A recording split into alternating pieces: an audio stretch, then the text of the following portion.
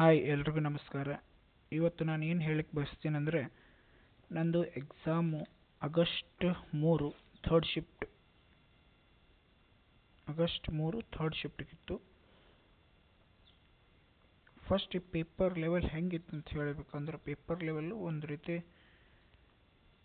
Moderate to difficult ಅಂತ ಹೇಳ್ಬೋದು. Maximum ಎಲ್ಲರೂ ಏನು ಹೇಳ್ಕೊತಾರೆ, ಡಿಫಿಕಲ್ಟ್ ಅಂತ ಹೇಳ್ಕೊತಾರೆ.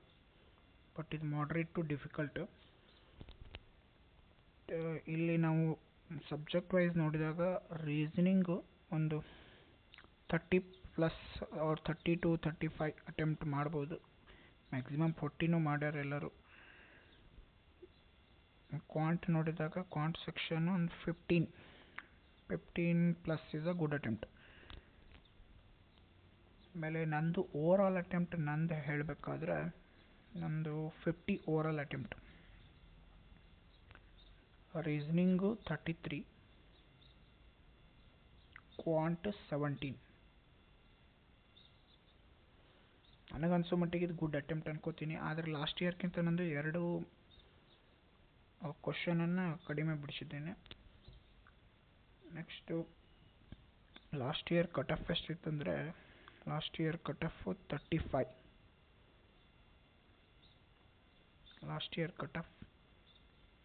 35.